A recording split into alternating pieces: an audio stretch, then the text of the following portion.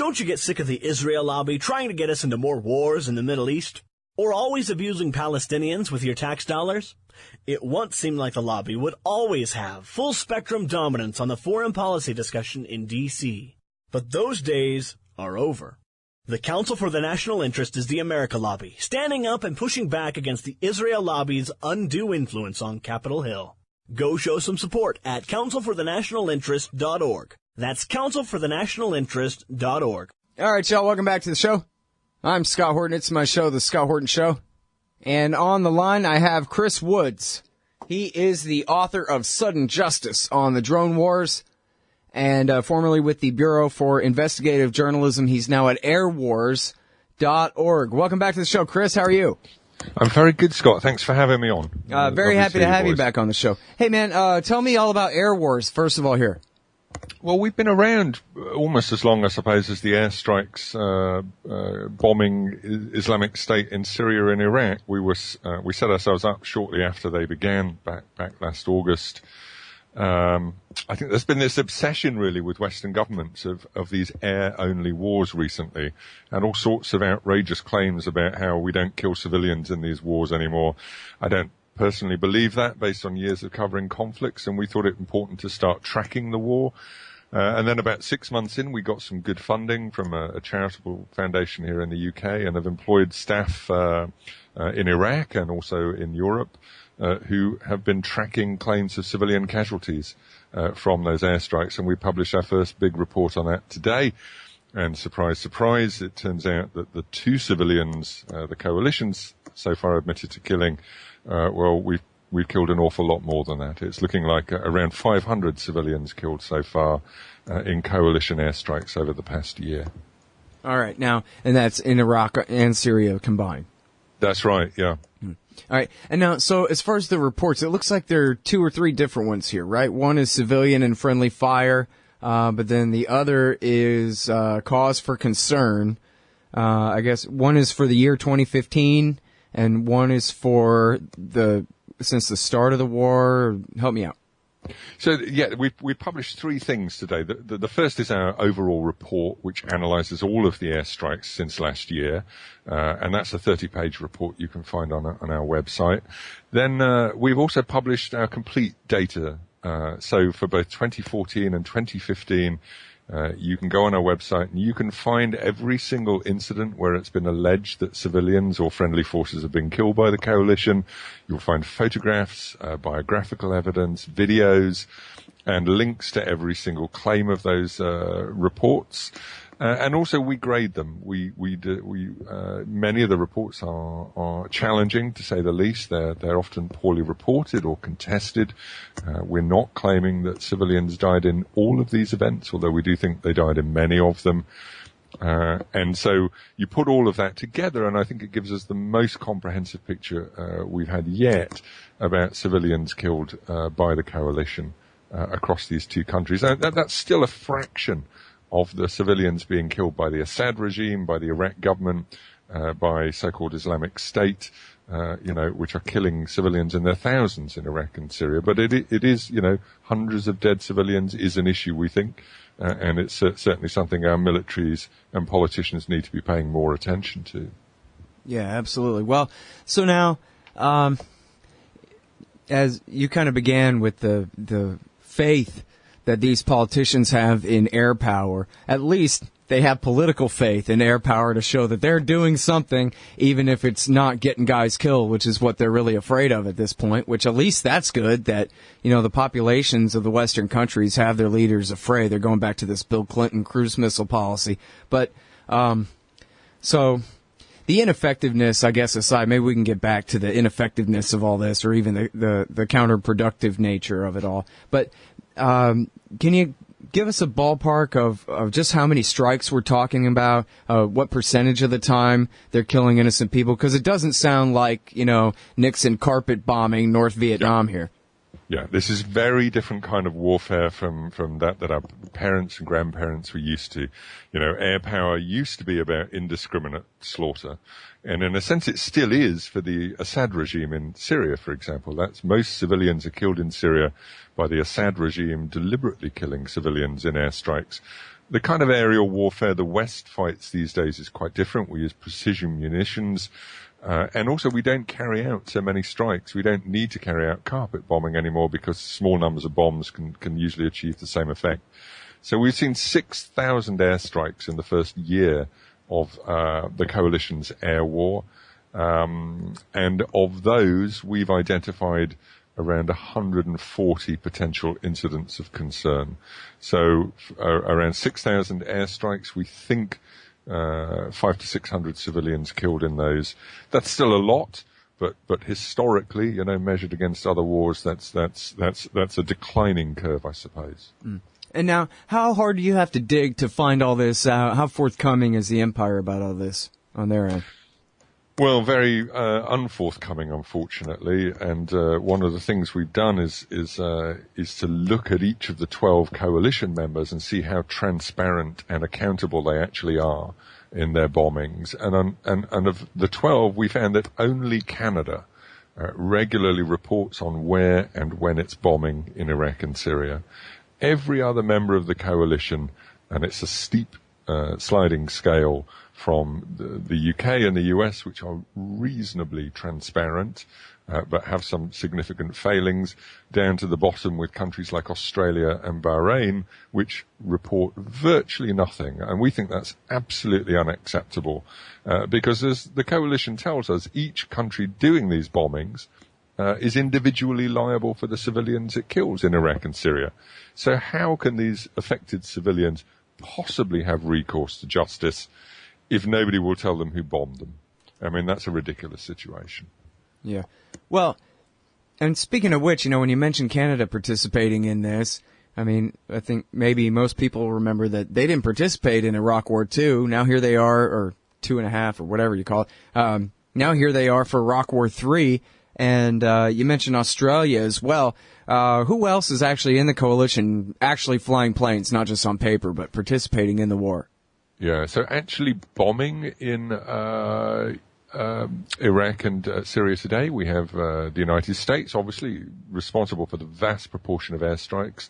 Then we have the UK, France, Belgium, Netherlands, Australia, Denmark, Canada, Jordan, Saudi Arabia, Bahrain, and United Arab Emirates. And we've heard, obviously, recently Turkey started carrying out its own airstrikes. Turkey isn't part of the coalition, and we've recently been told that it's not cooperating with the coalition, really. So they're carrying out their own airstrikes on Islamic State and on the Kurds independently of the coalition. We also have Israel jumping in there as well. Israel carried out airstrikes in Syria just the other day. So it's turning into a against Hezbollah, really. Or against the Islamic State? That was against Hezbollah in Syria. So it is getting very complicated there right now. All right, I'm talking with Chris Woods from airwars.com. And by the way, I owe you an apology for not getting to sudden justice yet. I got a pile to read here that I'm just terrible at getting to. But it is, on the top of the short pile. There are other bigger piles. So you could be in a worse spot, Chris. But yeah, it's perfect beach reading, obviously, Scott. Who wouldn't want to read about drones and targeted killings? Well, no, I do. It's just a matter of getting to it, I swear. Because, honestly, I mean, the reason I kind of interrupt the actual discussion here to talk about that is because I want to highlight your work for people and all that you did at the Bureau for Investigative Journalism. There are very few who are even attempting to do this kind of meticulous work that you're doing, tracking the deaths from the drone wars. And and that means in Afghanistan, or is it just Pakistan, Yemen, Somalia, or is it Afghanistan too? It is, the book looks quite heavily at places like Afghanistan and Iraq as well, and tries to fill in that missing picture of what the drones have been doing on the regular battlefield as well. Yeah, there you go. So this is a lot of really important work, and it doesn't get nearly the amount of attention that it deserves. So, I hope people will go and check it out. And now by the way, I guess all the stuff at the Bureau for Investigative Journalism is all still there on their site, right? And then plus there's the book, obviously. But as far as people accessing all this stuff online, do you have your own personal site too? No, I just airwars.org. People will airwars.org. That's the new one.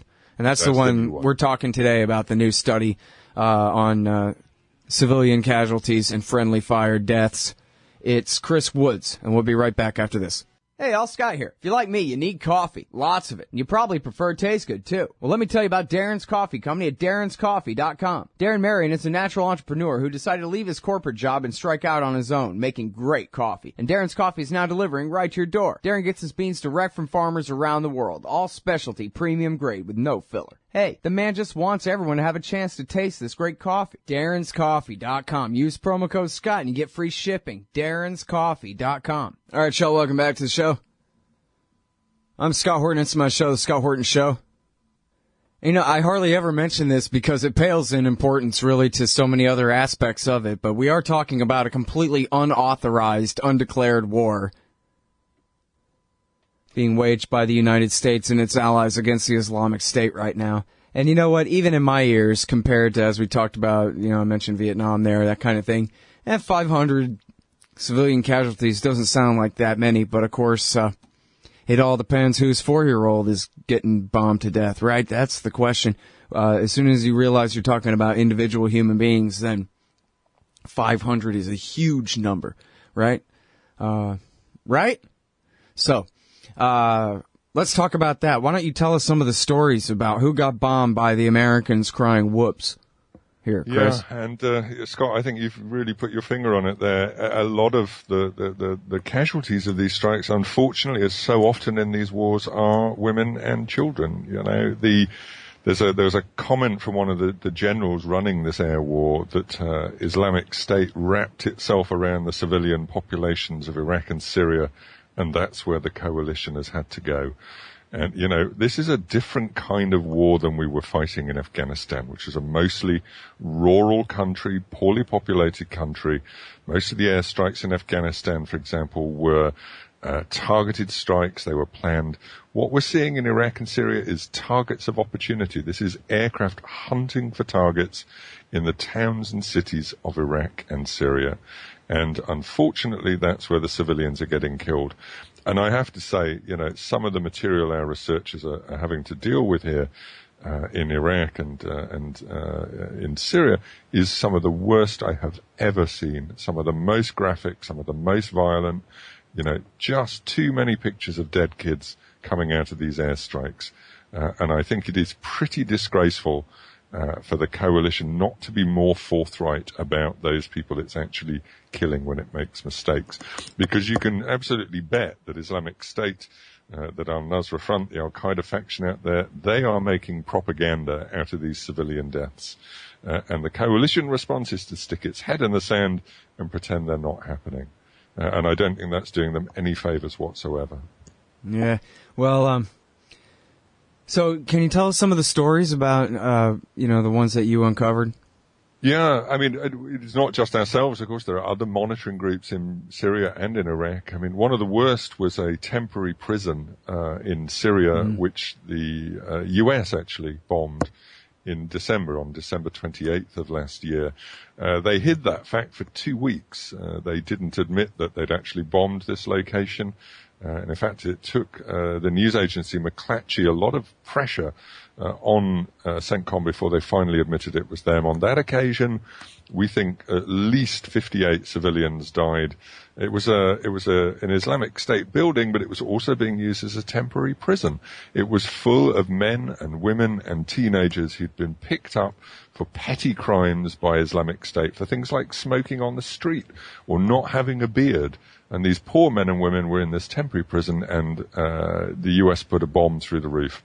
And we think 58 civilians killed on that occasion. Another terrible event in Iraq just a few weeks ago, on June the 3rd, at a place called Hawija in Iraq, where the U.S. again bombed an IED factory, an improvised explosive device factory, where Islamic State was making bombs to send out and kill people. Unfortunately, there was so much explosive on the scene that the secondary explosions that came from that attack decimated the entire neighborhood. And in fact, one of the survivors has described his neighborhood as looking like it had been hit by a nuclear bomb. And when you see the photographs, you know exactly what he means. And the estimates from that strike are up to 70 civilians killed in that one event. Now, we still don't know the exact number, but we do know that CENTCOM has now launched a formal investigation and has conceded that civilians almost certainly died in that event. So we do know on that one they are paying attention. But on so many other events that we looked at, sometimes it's just one or two people. Often, other times it's dozens. We've identified 140 events. We know that CENTCOM has investigated 10. That's a ridiculous gulf between the public understanding and what CENTCOM's actually doing about it. Yeah. And now, so what's the proportion of strikes in Iraq compared to Syria? I guess mostly in Syria it was all centered around helping the YPG fight in Kobani, right? Yeah, and initially it was about 50-50 between Syria and Iraq, and there was, of course, a huge number of airstrikes went into Kobani, as you say, helping the YPG. More than 1,000 of all the airstrikes in Iraq and Syria took place on Kobani over that 3-month period. Since then, or at least until the last month, airstrikes in Syria really dropped away. Partly that's because America's allies pretty much deserted it in Syria. All of the Arab nations switched their attention to Yemen, and they've been bombing the crap out of Yemen for the past few months and killing an awful lot of civilians there, by the way. So the US has been pretty much on its own in Syria since the new year. Almost 100% of airstrikes in Syria are by the US only. The tempo in Syria has really picked up, though, again in the last month. We have seen the Arab nations starting to bomb again, and Canada has carried out a couple of airstrikes recently in Syria again. And unfortunately, no surprises really, the reports of civilian deaths have also started to track upwards as well. I mean, there's just a direct correlation. You bomb more, you kill more civilians. It's that simple. Yeah. All right, now... So now there's short-term gains to be pointed at here, but then, of course, the question is it worth that at all? I mean, assuming the premise of the war in the first place. But you could point to American airstrikes helping the YPG in keeping the Islamic State out of Kobani as, being effective. Air power on its own, just hunting and killing targets, as you talked about, that's not really going to help. But in terms of backing up militias on the ground with air power, that makes sense if we're backing militias, say, for example, Shiite militias in Fallujah being led by Iranians on the ground. They could win that tactical victory, theoretically, if we drop enough bombs on their behalf. It seems, like in Libya, at the end of the day, I guess eventually they'll take it. But then it still raises all kinds of further questions, though, about, like you said, the propaganda being used, or, the effect of the killing of innocents in the propaganda, and the effect of, in that example, taking the side of the Shia or taking the side of the communist Kurdish fighters there, and how that plays into the Islamic State's narrative about why the Sunnis of former Iraq and Syria need them.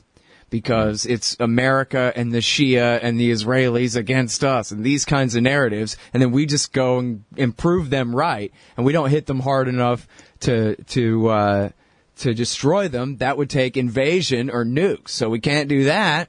And so instead, we bomb them just enough to make them more powerful, and that's even Kimberly Dozier, who's pretty much got a Pentagon point of view a lot of the time, here writing for the Daily Beast, says, we didn't kill ISIS. We made them stronger. That's all we've done is help them solidify their position over the last year of this. So 500-something dead civilians for nothing, Chris. Well, I think that's a really strong argument. And the Human Rights Watch has done some really important work on this about the power vacuum on the ground. When you have these air-only campaigns without, your own forces on the ground, you've got to rely on proxies. And what Human Rights Watch has shown is that in Iraq in particular, what happens? Well, the coalition drives out Islamic State, and then who moves in and fills that vacuum? Shia militia, which are now occupying predominantly Sunni Muslim areas, and they want revenge. And what we're finding in many of these areas that the Shia militia are going into is they're committing war crimes. They're burning the villages to the ground. They're committing atrocities against the people, and they're ethnically cleansing. So, some of the partners we have in this war are really problematic. Now, I know the coalition argues against that. They say, look, we've killed 15,000 Islamic State fighters in the last year. But then all the estimates say Islamic State is as strong today as it was a year ago. So does that mean we haven't killed 15,000 fighters, or that they can simply make more fighters than we can kill? And how are they making those fighters? What's radicalizing those people, those men in those areas of Iraq and Syria? That's a big question. And, we have a big problem here in Europe at the moment of European second, third generation Muslims drawn to Islamic State. What is that message that's drawing those people? What's the narrative Islamic State's able to play that radicalizes young men and women to draw them into this area, to recruit them to Islamic State and its values? I mean, that's a really difficult one for our politicians to answer, I think. Right, because the answer is obvious. They don't even want to bring it up. The answer is obvious. When our governments kill their civilians. That's what it's always been since this time, 25 years ago onwards. That's what it's always been. And you know what? I've kept you overtime into this break, and I realize now that I was supposed to let you go more than 15 minutes ago, Chris. I'm very sorry. Thank you so much for your time and come back on the show. It's great to talk to you. Please go ahead. It's always a pleasure, Scott. Thanks very much for having me on. Thank you. All right, y'all. That's Chris Woods. He's the author of Sudden Justice. We'll be right back in just a second. Hey, y'all. Scott Horton here. It's always safe to say that one should keep at least some of your savings in precious metals as a hedge against inflation. And if this economy ever does heat back up and the banks start expanding credit, rising prices could make metals a very profitable bet. Since 1977, Robertson Roberts Brokerage Inc. has been helping people buy and sell gold, silver, platinum, and palladium, and they do it well. They're fast, reliable, and trusted for more than 35 years. And they take Bitcoin. Call Robertson Roberts at 1-800-874-9760 or stop by rrbi.co. Hey y'all, Scott Horton here for The Future of Freedom, the monthly journal of the Future of Freedom Foundation at fff.org/subscribe. Jacob Hornberger, tireless champion of liberty and president of the FFF, brings you the best libertarian writers every month on the topics that need our treatment the most. Read Jacob, Jim Bovard, Anthony Gregory, Wendy McElroy, Joe Stromberg, and more every month in The Future of Freedom. It's just $25 a year for the pocket-sized print edition, $15 to read it online. The Future of Freedom, fff.org/subscribe. Hey y'all, Scott Horton here for Liberty.me, the social network and community-based publishing platform for the liberty-minded. Liberty.me combines the best of social media technology all in one place and features classes, discussions, guides, events, publishing, podcasts, and so much more. And Jeffrey Tucker and I are starting a new monthly show at Liberty.me, Eye on the Empire. It's just $4 a month if you use promo code SCOTT when you sign up. And hey, once you do, add me as a friend on there at scotthorton.liberty.me. Be free. Liberty.me.